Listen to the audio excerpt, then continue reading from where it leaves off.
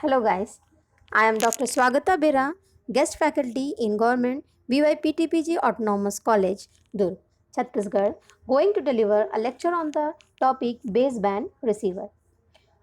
This is the syllabus content of the fourth paper of the MSc Physics final year courses in Hemchand Vishwavidyalaya, Durg. Baseband signal receiver. There are two types of communication receiver: analog communication receiver and digital communication receiver.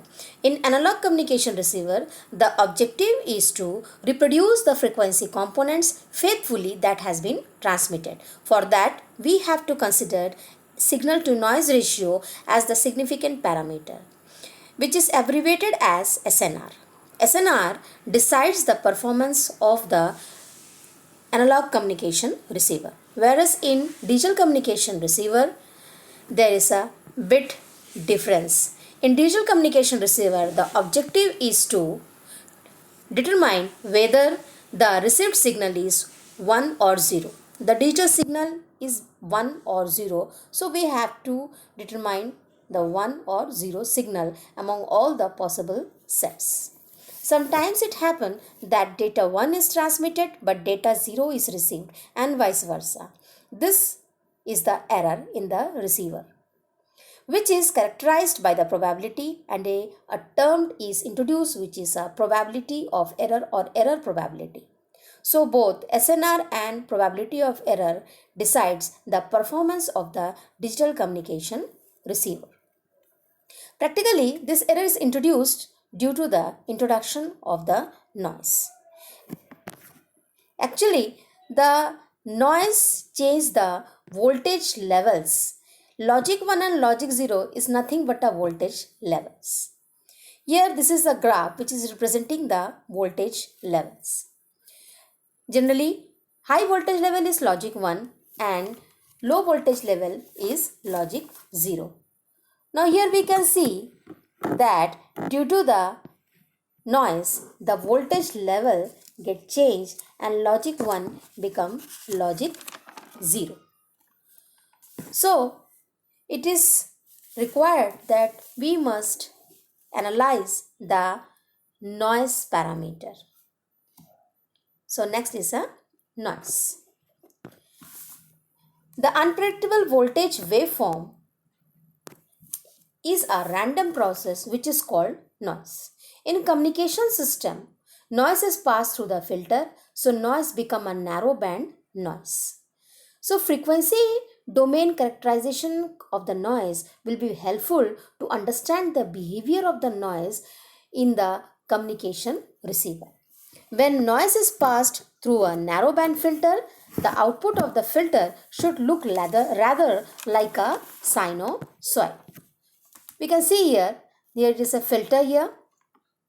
Here is a filter, and HF is the transfer function of the filter, NT is the input noise, and output is the filtered noise. And below is the graph which is representing the transfer function with respect to the frequency. White noise is a noise whose power spectral density is uniform over the entire frequency range of the interest. This is the graph. This is the graph which is representing the power spectral density. We can see here GNF is the power spectral density and with respect to the frequency of the signal. We can see here this is a straight line. That means the power spectral density value is N0 by 2. It is also named as eta by 2. And this eta by 2 or N0 by 2 value is constant overall whole frequency range. So then a noise is termed as a white noise. Noise is a random process which is a stationary. That is, its statistical property do not change with time. Now this is the graph, that is a probability density function of the noise. Fx represents the probability density function of the noise with respect to the frequency. The shape of this probability density function is a bell shaped which resembles the Gaussian distribution. So if the noise is having a constant probability density function.